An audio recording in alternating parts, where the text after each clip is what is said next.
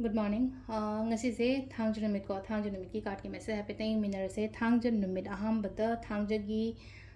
number ko number sina akhoi gi keno leire ko akhoi gi 93 leire aduga color dana akhoi na thangja gumba se haide purple natraga black ko purple black gumba kai gumba main sina bibe ko thangja numit cha aduga chak thong bada hai ko chak thong basina haide acha thau ko acha thau natraga akhoi gi thoiding amuba gumba kitang maming yoina akhoi na cheng shuba ko pad mai to be ko do ngasai gi color dana hai ko amuba ne purple ne dumai to hai ko ado hamda ko gi card ki message yenga se card hum ko tang tho ko haide ngasigi yengba dumai na haide 3 card ko tang tho ga yenga se 3 card se degi kari energies lake haibado du yengminarase aduga timing afaba swai pe yengase ko ngasigi oina timing afaba kai kai leke haibado adu tumasu yengase ko adu sida leire ko black and purple card lo thu esida ko ngasigi oina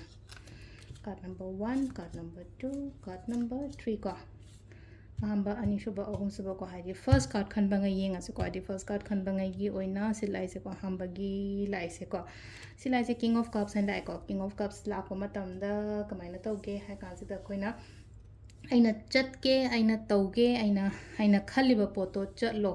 chalo ready oiraga di leire ko ise changjan ge ko chan ge na ko hadi khanjana ra khatang leiri ba ji hadi khanjana ra ga leibani na adugi poto aina changjan ba matam da hai tare ko engon da changjan matam da engon da kana ba khopa da mai tor la kani ko sisina hamba card ki message leire ko ani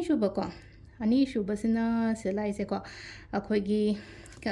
kitang ngasigi oina harasine ko aina chatpa khotpa thaba inkhang da keno tawgani ko hadi blessings harasine ko daw ya bani khangde lighting khorama phajana chatpiyo ko silai je ko lighting khorama phajana chatpiyo haiba ga athra di kaino ha kan sida aina chatoriba aina tawdoriba thaba sida ko source na engonda magic kind of hai tare ko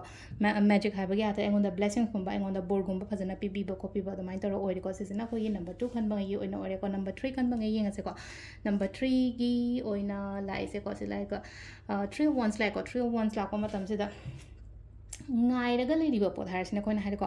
ngairaga leiriba pot haide changchalo tawro ngairo no yam ka hena haitara ko yam ka hena ngairo no haide ena tawge na khali buto haide changchalaga tawba yaba matam oiramni ko dum khallaga leiraga haide result to eta lakadam ne haide aigi leiriba haide boundaries or natraga aigi comfort zone to dagi thola aga dumaina gumba thaba income phajana tawbiba haitara ko khandang khalla kanda haide khallaga haide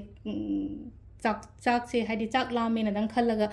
chak to masa matan da cook toraga di la oidana ko aduna khoina hotna ba ma change khoina thongba ma thange thongba thakpa ma change du da khoida la ka dam ne na ko tumaina same sida su ko ngai daga kholaga dum leiraga su kana de ko ngai di shopudi changjalo hawro kholon hari ba sida ko sisina ko ye card ki message leire ko timing sina ki pung taru ka minute kuntra nga da na nipan ga minute manga phang leire de trama thoga minute manga dagina pung ahunga minute kuntra mari phang leire ko aduga nuhin talake na manga ga minute mari daina taru ka minute kuntra mari phang leire aduga kenogi na nungdangi na nipan ga minute mari dagi na pung baroga minute kuntranga phang le ko da nungalam dai gi na ahunga minute kuntranga dai na manga ga minute manga phang le ko sisina koi gi ngasi gi na phaba timing ko absile re koi gi daily card message me thank you